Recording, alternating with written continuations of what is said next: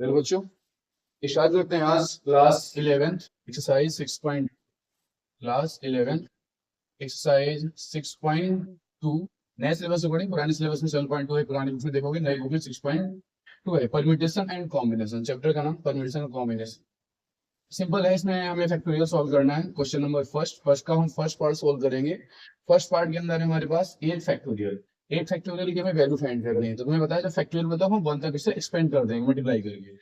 8 into 7 into 6 into 5 into 4 into 3 into 2 into 1 multiply कर दो। 8 7 जा 56, 6 5 जा 30, 4 3 जा 12, 12 2 जा 24। अब इसे मल्टीप्लाई कर लेते हैं। 3 4 जा 12, 3 4 जा 12 के 2 करी लगा हुआ जो 6 1 7 720 56। एक काम कर 72 की मल्टीप्लाई कर देते हैं 56। 6 या 12 के 2 करी लगा 1, 6 1 42, 42 और 1 क्या हो जाएगा 43। 5 से 10 0 करी लगा 1, 12 35 और 35 1 क्या हो जाएगा 36। 2 3 6 10 0 करी लगा 1 और 3 1 क्या हो जाएगा 4। आंसर हमारा आ जाएगा 4032। कैलकुलेशन अपने आप को ठीक है। और यहाँ पे देखो हमने मल्टीप्लाई करा है 72 बट यहाँ पे क्या 720 एक जीरो और हमारा बढ़ जाएगा 40,320। तो एक फैक्टोरियल की वैल्यू क्या हो जाएगी 40,320। ठीक है ना। नेक्स्ट क्वेश्चन करते हैं इसका सेकंड पार्ट भी देखो हमारे है। क्वेश्चन है 4 फैक्टोरियल माइनस 3 फैक्टोरियल। देखो इसे दो तरीके से हम कर सकते हैं। पहला देखो 4 फैक्टर को मैं क्या लिख सकता हूँ 4 इंटू 3 फैक्टोरियल माइनस 3 फैक्टोरियल। यहाँ से हम 3 फैक्टोरियल कॉमन लेंगे तो 4 माइनस 1 3 फैक्टोरियल 4 माइनस 1 कितना बचा 3। 3 फैक्टोरियल एक्सपेंड कर दो 3 इंटू 2 इंटू 1 इंटू 3 फिर 6 2 18। एक तो ये हो जाएगा। दूसरा वही तरीका पहले 4 फैक्टोरियल एक्सपेंड करो 4 3 2 1 माइनस 3 फैक्टोरियल 3 2 1 4 दिया 12 12 2 24 2 3 6 आंसर 18। कैसे करो आंसर वही है बट ये ध्यान रखना क्वेश्चन करने से पहले बुक आपके सबके पास होनी चाहिए। ठीक है। बाकी कुछ डाउट है कमेंट करो। हम चलते हैं क्वेश्चन नंबर 2 पे। ठीक है और देखते हैं क्या है क्वेश्चन नंबर 2। इसे नोट करते रहना साथ में। तो क्वेश्चन नंबर 2 है हमारे पास is 3 factorial plus 4 factorial equals 1 factorial हो ऐसे हमें ये बताना है। ठीक है तो हम एलएचएस आरएचएस दोनों सॉल्व करेंगे। ठीक एलएचएस हमारा है 3 factorial plus 4 factorial. 3 factorial value 3 into 2 into 1। 4 factorial की वैल्यू 4 इंटू 3 इंटू 2 इंटू 1। 3 2 जा 6 4 दिया 12 12 2 जा 24 कितना आ गया 30। एलएचएस हमारा 30 आ गया। देन यहाँ से हम चेक करेंगे आरएचएस। आरएचएस क्या होता है हमारे पास इधर 7 फैक्टोरियल तो 7 फैक्टोरियल फाइंड करो।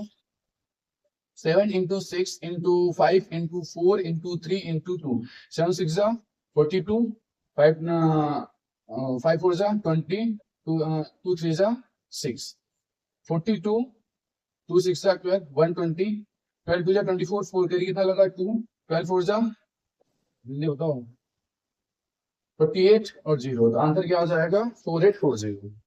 ठीक है तो क्या देखो एलएचएस और आरएचएस इक्वल है भाई के बाद कैलकुलेशन सभी चेक कर लेना ध्यान से।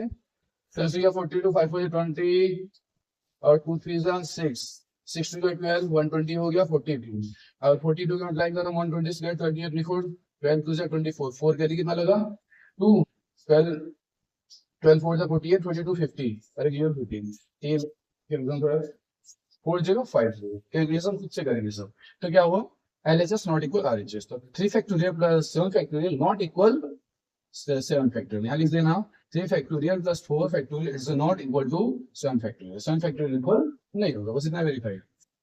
हमारे क्वेश्चन नंबर सेकंड। बाकी क्वेश्चन नंबर हमारे पास थर्ड है। थर्ड क्वेश्चन क्या है हमारे पास देखो हमें वैल्यू फाइंड करनी है 8 factorial upon 6 factorial into 2 factorial. 8 factorial upon 6 factorial into factorial की वैल्यू फाइंड करनी है। सिंपल कर लेते हैं। तो देखो 8 फैक्टोरियल को हम क्या लिख सकते हैं 8 इंटू 7 इंटू 6 फैक्टोरियल।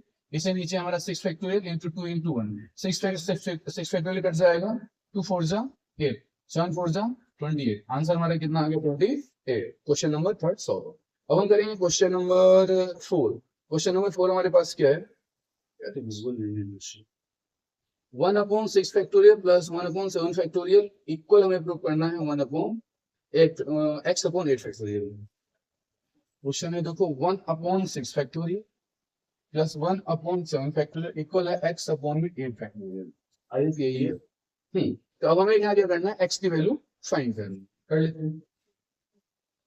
ठीक है, तो कितना हो जाएगा ये, एलसीएम ले लो। एलसीएम आ जाएगा इसका 6 फैक्टोरियल इंटू 7 फैक्टोरियल। यहाँ क्या हो जाएगा 7 factorial plus 6 factorial, x upon में 8 फैक्टोरियल।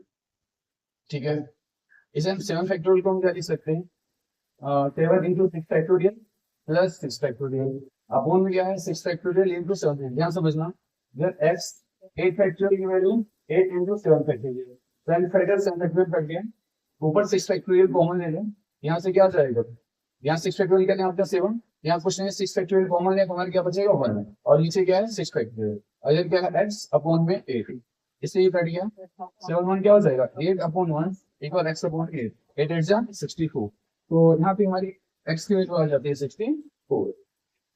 आई होप ये बस क्वेश्चन देख लेना, क्वेश्चन सही है नहीं सही है, क्वेश्चन सही होगा आंसर बिल्कुल सही आएगा। ठीक है, क्वेश्चन हो कोई डाउट है तो कमेंट करना।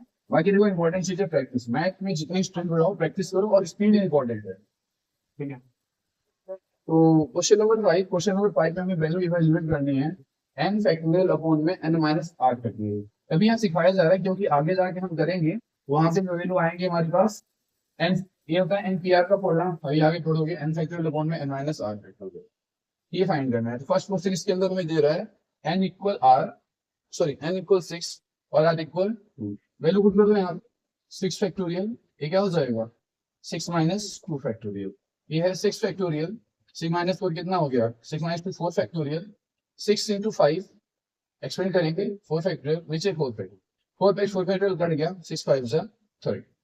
ओके, तो इसका सेकंड पार्ट भी है हमारे पास। सेकंड पार्ट क्या है, n इक्वल 9 r इक्वल 5, इसे एक्सपेंड कर दो, बस इसमें वैल्यू पुट करनी है, जहां पे n है वहां पे 9 और जहां पे r है वहां पे 5, क्या हो जाएगा 9 फैक्टोरियल अपॉन में 9 माइनस 5 फैक्टोरियल, ये हो गया 9 फैक्टोरियल, 9 माइनस 4 कितना 4 फैक्टोरियल, ऐसे एक्सपेंड करो 9 8 7 6 5 इंटू 4 फैक्टोरियल अपॉन में क्या आएगा 4 फैक्टोरियल। अब हम क्या करेंगे 4 फैक्टोरियल काट देंगे और हम वैल्यू चेक करेंगे। 4 फैक्टोरियल कट गया, देखो 9 8 जा 72, 7 8 जा 26 इंटू 5 72, 5 से 30 जीरो करिए कितना लगा 3, 5 5 जा 25, 25 को 3 26, ठीक 7